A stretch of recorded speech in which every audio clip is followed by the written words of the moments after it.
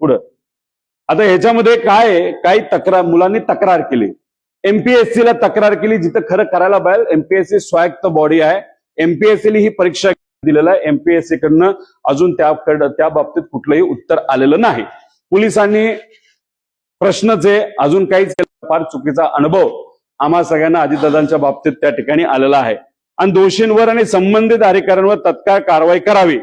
पूर्ण चौकशी झाल्याशिवाय फायनल रिझल्ट आणि जॉईनिंग देऊ नये अशी आमच्या सगळ्यांची त्याच्यामध्ये मागणी.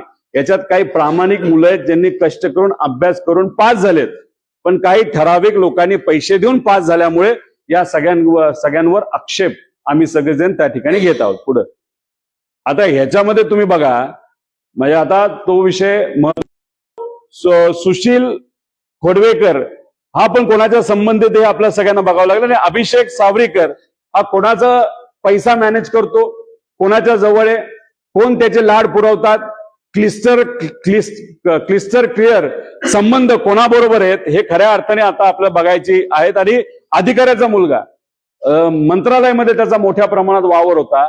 जेव्हा दुसऱ्यांदा टीईटी घोटाळा झाला म्हणजे 2 महिन्यापूर्वी, तेव्हा ह्यानी सगळे सोशल मीडिया अकाउंट हे एका रात्रीत डिलीट केले.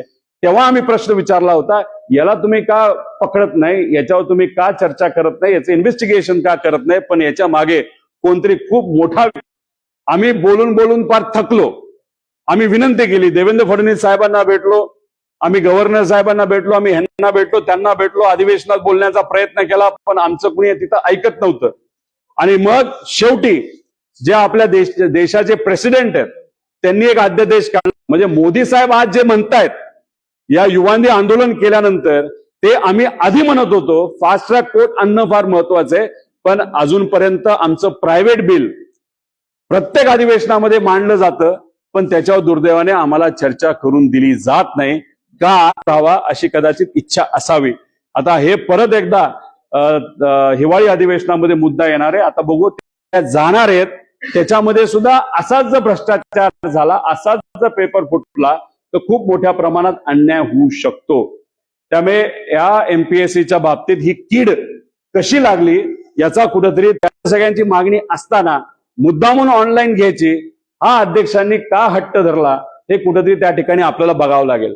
अध्यक्षांच्या इतिहासामध्ये सुद्धा कुठेतरी जावं लागेल. त्यांचं कॉलेज कुठलं होतं, कोणाला ते सिनियर होते, कुठल्या कुठल्या डिपार्टमेंटमध्ये त्यांनी 97 मध्ये तो झाला होता.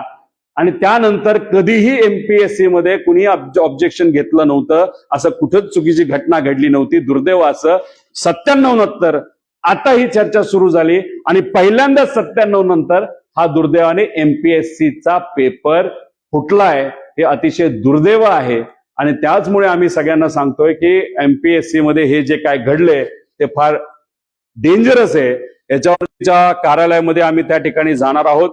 तिथं आता आम्हाला अध्यक्ष वेळ देतील, सेक्रेटरी वेळ देतील का तिथं वॉचमॅनलाच भेटावं लागेल हे आम्हाला सांगता येणार नाही. पण आम्ही एमपीएससीच्या कार्यालयाला पुढच्या काही तासांमध्ये त्या ठिकाणी जाणार आहोत. त्याच्याच बरोबर हे जे काही तलाठी भरतीबद्दल आम्ही बोललो, ऑगस्ट एंड पर्यंत वेळ आहे, आम्ही तिथपर्यंत शांत बसू, त्यानंतर आम्ही शांत बसणार नाही.